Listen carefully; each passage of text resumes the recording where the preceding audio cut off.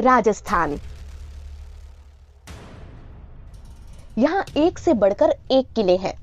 कोई किला पानी के बीचों बीच खड़ा है तो कोई रेत के समंदर में, कोई चट्टान पर पैर जमाए है तो किसी की दीवारें चीन की दीवार को भी टक्कर देती है। लेकिन क्या आप ये जानते हैं कि राजस्थान के राजा महाराजा ये विशाल किले आखिर बनवाते क्यों थे? क्या है इन किलों का इतिहास? ये जानने के लिए हमें चलना होगा राजस्थान के उत्तर की ओर, जहां सीना तान कर खड़ा है उत्तरी सीमा का प्रहरी भटनेर। हजारों साल पहले इस मरुस्थल में जो किला सबसे पहले बनवाया गया था वो भटनेर ही था। इतिहासकारों के माने तो भटनेर के निर्माण के बाद ही राजस्थान में दूसरे किलों का निर्माण शुरू हुआ था। यही कारण है कि किलों के इतिहास की कहानी जानने के लिए हमें भटनेर के दिलचस्प इतिहास की गहराइयों में जाना होगा और इसके लिए हमें चलना होगा राजस्थान के उत्तर की ओर। दिल्ली से करीब 350 किलोमीटर दूर राजस्थान के उत्तर में बसा है हनुमानगढ़ शहर, जिसे प्राचीन सभ्यताओं की भूमि भी कहा जाता है। यही वो शहर है जहां घग्गर नदी के किनारे शान से खड़ा है भटनेर का विशाल दुर्ग। जहां यह किला बना है वहां आज से करीब 1730 साल पहले सिर्फ और सिर्फ रेत के धोरे थे। दूर दूर तक मरुस्थल की रेत ही रेत, इसके अलावा यहाँ और कुछ नहीं था। लेकिन ये इलाका फिर भी महत्वपूर्ण था क्योंकि दिल्ली से मुल्तान जाने वाला रास्ता यहीं से होकर गुजरता था, जो इसे एक महत्वपूर्ण व्यापारिक मार्ग बनाता था। इस इलाके से 500 किलोमीटर दूर जैसलमेर पर उस वक्त भूपत सिंह का शासन था। राजा भूपत सिंह यदुवंशी भाटी थे। यदुवंशी भाटियों को भगवान श्री कृष्ण का वंशज माना जाता था। उस दौर में करौली और जैसलमेर, राजस्थान के इन दोनों रियासतों पर ही यदुवंशी भाटियों का शासन था। एक दिन राजा भूपत सिंह को ये विचार आया कि क्यों न दिल्ली से मुल्तान जाने वाले मार्ग पर एक विशाल किला बनवाया जाए। चाणक्य ने अपने ग्रंथों में लिखा था कि एक राजा को अपने राज्य की सुरक्षा के लिए दुर्ग का निर्माण करवाना चाहिए, लेकिन उस दौर में पूरे भारतवर्ष में ही बहुत कम किलों का निर्माण हुआ था। राजस्थान के इस वीरान रेगिस्तान में तो रजवाड़े और रियासतें ना के बराबर थी, तो किला होने का तो सवाल ही पैदा नहीं होता। हालांकि इतिहासकार बताते हैं कि भटनेर से 100 किलोमीटर दूर भटिंडा में एक किला जरूर बना था, जो 198 ईस्वी में बनाया गया था। कहते हैं कि राजा भूपत ने 298 ईस्वी में इस किले का निर्माण शुरू करवाया, लेकिन इस इलाके में थार की रेत और घग्गर नदी का पानी ही था। ऐसे में इस विशाल किले का निर्माण हर किसी को असंभव सा लग रहा था। इसीलिए राजा भूपत ने किले के निर्माण की बागडोर अपने वास्तुकार ककैया के हाथों में दे दी। ये काम इतना आसान नहीं था, लेकिन ककैया भी एक कुशल वास्तुकार थे। उन्होंने काफी सोचने समझने के बाद किले के निर्माण को शुरू करवा दिया।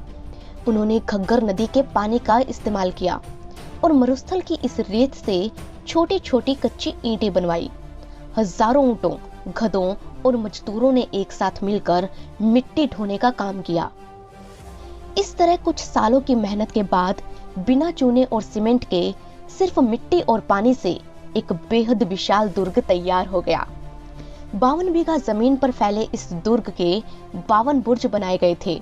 चारों तरफ रेगिस्तान के बीचों बीच भटनेर का ये किला ऐसे खड़ा था मानो जमीन का जेवर हो। ये किला भाटियों की शान की कहानी कह रहा था, इसीलिए इसे भाटियों की मरोड़ भी कहा गया और भाटी शासकों के कारण इसका नाम दिया गया भटनेर। कुछ इतिहासकारों की माने तो भटनेर के किले के अंदर कुछ ऐसी सुरंगें भी बनवाई गई थी जो पंजाब के भटिंडा और हरियाणा के सिरसा तक जाती थी। कई इतिहासकार मानते हैं कि भूपत सिंह के बेटे अभय राव भाटी ने ये किला बनवाया था। इतिहासकार किले के बनने की तारीखें भी अलग अलग बताते हैं। कुछ का मानना है कि इसे 286 ईस्वी में बनाया गया था, तो कुछ कहते हैं कि इसे 295 ईस्वी में बनाया गया था, तो कुछ इसे 298 ईस्वी में बना बताते हैं। ककैया ने किले में महल और मंदिरों का निर्माण भी करवाया। इसके कई सारे बुर्ज बनवाए गए, दीवारें भी चौड़ी बनवाई गई, लोहे की कीलों वाले दरवाजे लगवाए गए ताकि हाथी अपने सर से दरवाजों को तोड़ ना सके। इस तरह उन्होंने ये पूरी कोशिश की थी कि दुर्ग सुरक्षित और मजबूत बने। भटनेर राजस्थान के उत्तर में बना था। ये वो दौर था जब भारत के उत्तर और पश्चिम देश जैसे कि उज्बेकिस्तान, तुर्कमेनिस्तान, अफगानिस्तान, तजाकिस्तान और ईरान आदि में अलग अलग जनजातियों के कबीले हुआ करते थे। कबीलों के ये लोग बेहद खतरनाक और लुटेरे होते थे। इन कबीले वालों ने कहानियों में अक्सर ये सुना था कि भारत सोने की चिड़िया है और यहाँ पर सभी लोग धनवान होते हैं। इस सोने की चिड़िया से धन लूटने के लिए ही अलग अलग कबीले के सरदारों ने वक्त के साथ साथ भारत पर आक्रमण करना शुरू कर दिया। जब भी ये लुटेरे भारत आते तो रास्ते में इनका सामना भटनेर से होता था। यही कारण था कि इसे उत्तरी सीमा का प्रहरी भी कहा गया। भटनेर के निर्माण के करीब 700 साल बाद यहाँ पर आक्रमण का सिलसिला शुरू हो गया। 1001 ईस्वी में खूंखार लुटेरे महमूद गजनवी ने भटनेर पर पहला हमला किया और इस किले को फतेह कर लिया। दूसरा आक्रमण 1206 में कुबाचा ने किया। इसके 4 साल बाद ही 1210 में इल्तुतमिश ने भटनेर पर धावा बोला। लेकिन सबसे भयानक आक्रमण था एक पैर से लंगड़े और सबसे खतरनाक लुटेरे तैमूर लंग का। साल था 1398। उज्बेकिस्तान के समरकंद से एक विशाल सेना लेकर तैमूर लंग भारत की ओर बढ़ा। सिंधु नदी को पार करके वो दिल्ली की तरफ जा रहा था।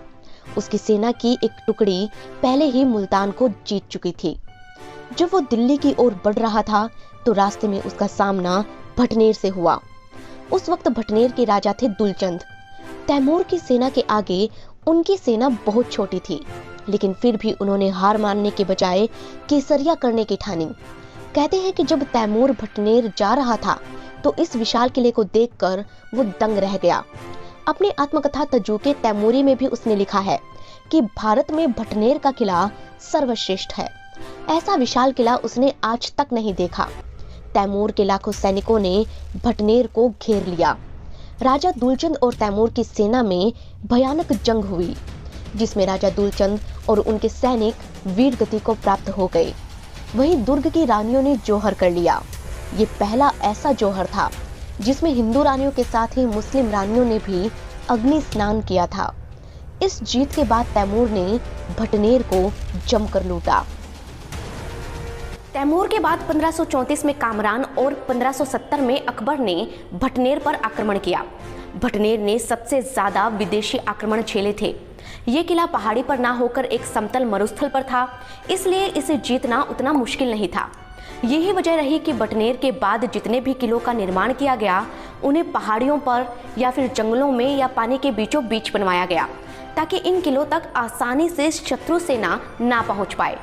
खैर, बात अगर करें भटनेर की तो सम्राट पृथ्वीराज चौहान से लेकर अकबर तक वक्त के साथ साथ भटनेर के शासक भी बदलते रहे, लेकिन आखिर में भटनेर को जीत लिया बीकानेर के महाराजा सूरत सिंह ने। साल था 1805। उस वक्त बीकानेर की गद्दी पर महाराजा सूरत सिंह का शासन था। वे अपने साम्राज्य का विस्तार पंजाब तक करना चाहते थे, इसलिए उन्होंने भटनेर पर आक्रमण कर दिया। सूरत सिंह की सेना और जाप्ता खां की सेना में भयानक युद्ध हुआ और इस युद्ध में महाराजा सूरत सिंह फतेह हुए थे। कहते हैं कि जिस दिन महाराजा सूरत सिंह ने ये जंग जीती उस दिन मंगलवार का दिन था। मंगलवार भगवान हनुमान जी का वार माना जाता है। इस फतेह को महाराजा सूरत सिंह ने बजरंग बली की कृपा समझा और भटनेर का नाम बदलकर हनुमानगढ़ रख दिया। अब ये शहर बन गया हनुमानगढ़, लेकिन किले का नाम भटनेर ही रहा। उस दिन से ही हनुमानगढ़ पर बीकानेर के राजा का शासन हो गया। बीकानेर के महाराजा राय सिंह के बेटे दलपत सिंह ने यहाँ राज किया था। कहते हैं कि उनकी मृत्यु के बाद उनकी 6 पत्नियां यहाँ सती हो गई थी, जिनकी आकृति आज भी इन दुर्ग की दीवारों पर उकेरी गई है। भटनेर के किले में आज एक 1500 साल पुराना जैन मंदिर है और भगवान गोरखनाथ का एक मंदिर है। बलबन के भतीजे शेर खां की कब्र भी इसी किले में है। कहते हैं कि एक वक्त पर रजिया सुल्तान को भी यहाँ कैद करके रखा गया था, लेकिन इतिहासकारों की माने तो वो किला भटनेर नहीं बल्कि भटिंडा का था। उस दौर में उत्तर की तरफ से लगातार दुश्मनों के हमले होते थे, लेकिन भटनेर उस सीमा की कड़ी सुरक्षा करता था। इससे राजाओं ने दुर्गों के महत्व को समझा और अपने अपने राज्यों में किलों का निर्माण शुरू करवाया। इन्हीं भाटी राजपूतों ने ही जैसलमेर में सोनारगढ़ का किला भी बनवाया था, चित्तौड़गढ़ का किला, जोधपुर का मेहरानगढ़, जयपुर का आमेर, गागरोन और रणथंभौर जैसे शानदार किलों का निर्माण भटनेर के किले के निर्माण के बाद ही हुआ था। वक्त बीतने के साथ साथ राजस्थान के राजाओं ने एक से बढ़कर एक कई किले बनवाए, लेकिन सिर्फ मिट्टी से बना भटनेर कभी कमजोर नहीं पड़ा। 1700 सालों से मजबूती से खड़ा भटनेर आज भी उस दौर के गौरवशाली इतिहास की कहानी कहता है। भटनेर के किले के साथ राजस्थान का गौरवशाली इतिहास जुड़ा है दोस्तों, लेकिन इस किले के हालात बिगड़े आज़ादी के बाद। हालत ये है कि आज यहाँ देखने लायक कुछ नहीं बचा। ऐसा नहीं है कि सरकार ने इसकी तरफ ध्यान नहीं दिया। पुरातत्व विभाग ने इस किले के रखरखाव के लिए करोड़ों रुपए का बजट खर्च किया था, लेकिन सरकारी अफसरों ने काम तो कुछ किया नहीं और लाखों रुपए का घोटाला कर दिया सो अलग।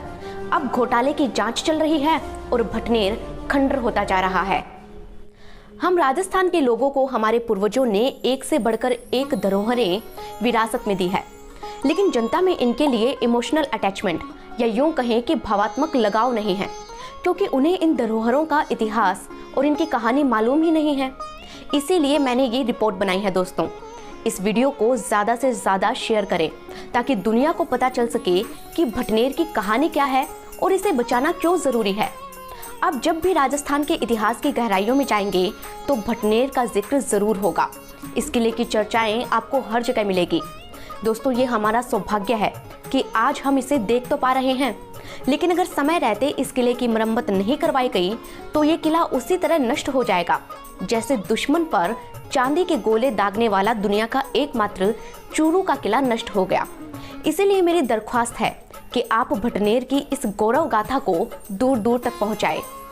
इस वीडियो में बताए गए सारे तथ्यों को वेरीफाई करके ही आपके सामने पेश किया गया है दोस्तों। इनके रेफरेंस लिंक आपको डिस्क्रिप्शन में मिल जाएंगे। आप इसे एजुकेशन पर्पज से भी देख सकते हैं। उम्मीद है कि भटनेर की कहानी के साथ ही आपको ये समझ आ गया होगा कि राजा महाराजा किले आखिर क्यों बनवाने लगे थे। यहीं से हमारे किलों के इतिहास की सीरीज भी शुरू होती है।